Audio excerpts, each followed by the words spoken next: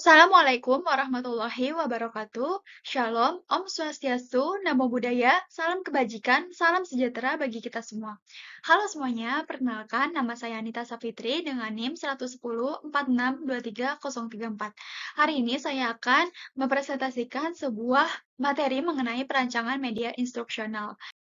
Di daftar isinya yaitu ada 3 ya teman-teman. Yang pertama, intisari wacana, contoh dan manfaat, serta integrasi dan peningkatan. Istilah selanjutnya ada intisari wacana nih teman-teman. Di sini saya menjelaskan mengenai landasan perancangan media instruksional. Nah, di sini kita pelajari 3 poin aja ya teman-teman. Yang pertama ada mencakup pemahaman akan prinsip-prinsip pembelajaran dan teori pembelajaran. Di saya sendiri teori pembelajaran tuh yang harus diterapin yaitu ada teori konstruksional. Yang dimana teori ini maksudnya adalah membiarkan atau memberikan ruang kepada peserta didik untuk memilih pembelajaran seperti apa, materi seperti apa, serta teknik seperti apa yang mau mereka pilih atau yang mau mereka lakukan. Kedua, penguasaan terhadap prinsip-prinsip desain instruksional. Nah, prinsip yang saya ketahui itu adalah prinsip konsistensi, yang dimana yang ketiga ini seperti patokan aja ya teman-teman. Di sini kita menjadikan teknologi adalah alat bukan tujuan. Jadi menganalisis kebutuhan dan tujuan pembelajaran. Di sini kita dapat lihat sendiri bahwa media pembelajaran tuh harus memperhatikan 4 poin ini teman-teman sebelum untuk menciptakannya. Yang pertama, poin pertama yaitu multibahasa atau komponen pembelajaran bahasa. Maka dari itu kita harus menciptakan sebuah media pembelajaran yang mungkin ada subtitlenya. Kedua, lokasi geografis.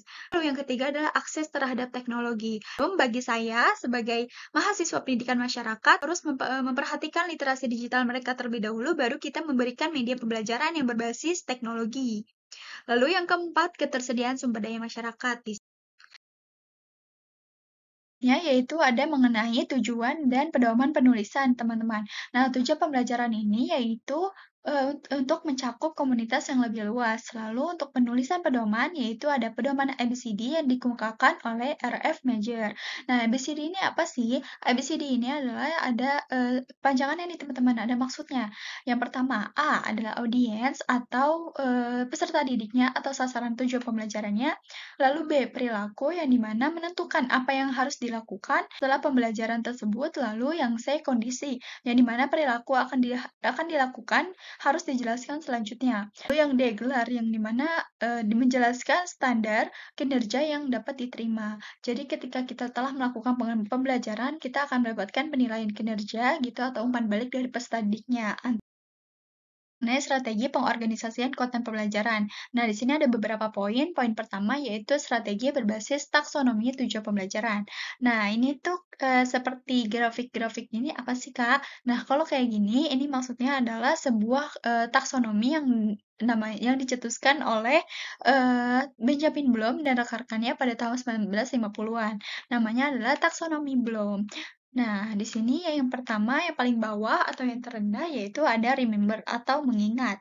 Lalu, understand, yaitu memahami, lalu apply, menerapkan, lalu analisis adalah analisis, evaluate adalah evaluasi, dan create adalah menciptakan atau selanjutnya yaitu strategi mengurutkan konten pembelajaran. Di sini ada 3 poin ya teman-teman, yang dimana kita harus memulai dengan penilaian terhadap pengetahuan prasyarat peserta didik. Prasyarat peserta didik ini bagaimana? Apakah mereka sudah mengetahui dasar-dasarnya? Atau yang kedua, mengurutkan konten pembelajaran secara progresif. Lalu yang ketiga adalah beban kognitif. Maksudnya apa sih, Kak? Nah, di sini yang ketiga ini adalah dimaksudkan para pendidik, para pencipta media pembelajaran harus mengetahui beban kognitif seperti apa, besarannya seperti apa, ukurannya seperti apa pada anak didik tersebut, agar ketika kita memberikan pembelajaran itu efektif ya teman-teman tentunya, agar efektif, agar mereka dapat menerima secara baik informasi yang telah kita sampaikan. Lalu yang selanjutnya itu ada teknik chunking, yang dimana sebuah proses kognitif dalam psikologi yang melibatkan pengorganisasian informasi secara unik atau potongan yang lebih kecil. Teman-teman, yaitu integrasi multimedia dan pembelajaran adaptif dan personalisasi pendekatan pembelajaran adaptif dan personalisasi.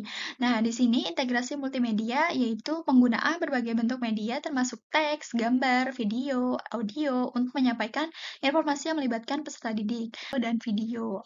Lalu yang kedua ini ada pembelajaran adaptif dan personalisasi, yaitu penggunaan sistem pembelajaran adaptif, lalu kedua penggunaan jalur pembelajaran fleksibel, yang ketiga penggunaan pengajaran yang berbeda yang melibatkan strategi dan materi pembelajaran. Selanjutnya yaitu mengembangkan media pembelajaran yang menarik dan inklusif.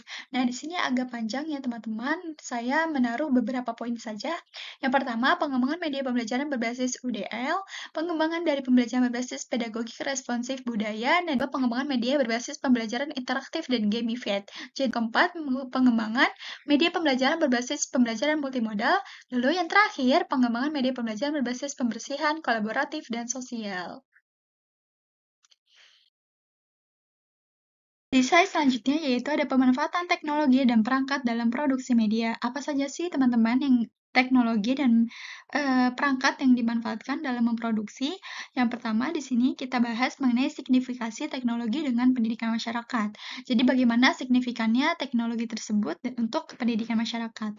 Nah, di sini ada beberapa poin yaitu aksesibilitas dan inklusivitas, keterlibatan dan interaksivitas, personalisasi dan diferensiasi, dan yang keempat, kolaborasi dan pembangunan komunitas. Oke, selanjutnya ada maksudnya di poin selanjutnya, implikasi produksi media dengan pendidikan masyarakat. Di sini ada 4 juga. Yang pertama, pemilihan teknologi dan alat, pelatihan dan pengembangan profesional. Ketiga, penggunaan etis dan bertanggung jawab. Dan yang terakhir adalah evaluasi dan penilaian. Lalu di sini yang terakhir ada penerapan dan contoh praktis. Nah, yang pertama ini ada platform pembelajaran digital.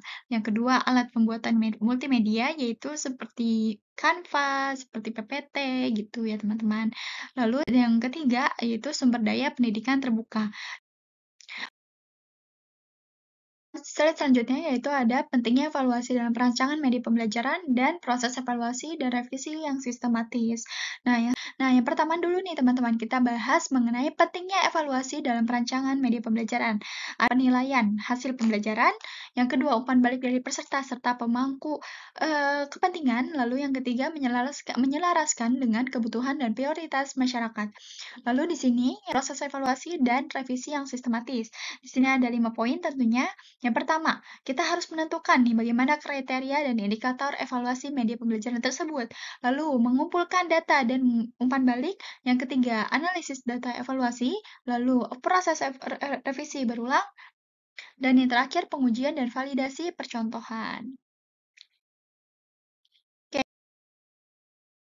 Oke, selanjutnya yaitu contoh dan manfaat. Di sini aku menaruh 3 poin, 3 hal penting. Yang pertama, aplikasi pembelajaran adaptif. Di sini ada Ruang Guru, Zenius, dan Pahamify. Lalu ada VR dan ER. Di sini ada Google Expedition dan Labstar. Lalu ada platform belajar online. Di sini ada Coursera, edX, dan Udemy. Nah, oke, kita membahas mengenai integrasi dan peningkatan ke poin yang pembelajaran adaptif, yaitu ada beberapa aplikasi, yaitu ada Ruang Guru, Pahamify, serta Zenius. Mereka sama-sama memiliki video pembelajaran yang melibatkan peserta didik, materi yang inklusif, dan interaksi langsung dengan mentor. Nah, di sini kalau untuk interaksi langsung dengan mentor, benar-benar kita menggunakan seperti aplikasi Zoom atau Google Meet ya teman-teman untuk berinteraksi dengan para mentornya. Oke, selanjutnya ada kesimpulan nih teman-teman. Tujuannya apa sih bikin kesimpulan? Tujuannya adalah agar tadi yang kita sudah pelajari dapat terserap dengan mudah, dapat kita terima dengan mudah. Nah, kesimpulannya yaitu pada seorang mahasiswa calon pendidik masyarakat, penciptaan media pembelajaran harus berprinsip pada pembelajaran orang dewasa, agar informasi yang diberikan dapat diterima dan dimanfaatkan dengan baik di kehidupan nyata oleh warga belajar. Oke, terima kasih teman-teman telah menyaksikan, telah menonton, telah mendengarkan video yang sudah saya buat dan semoga bermanfaat untuk kalian semua. Nah, di sini aku naruh closing statement yaitu mengenai pendidikan masyarakat nih, teman-teman. Pendidikan masyarakat tidak hanya untuk memberdayakan masyarakat luas, namun pendidikan masyarakat mengharuskan dan mengutamakan pemberdayaan diri sendiri terlebih dahulu, lalu masyarakatnya, demi terciptanya pendidik dan peserta didik yang berkualitas. Begitu, teman-teman. Baik, terima kasih atas perhatiannya. Wassalamualaikum warahmatullahi wabarakatuh.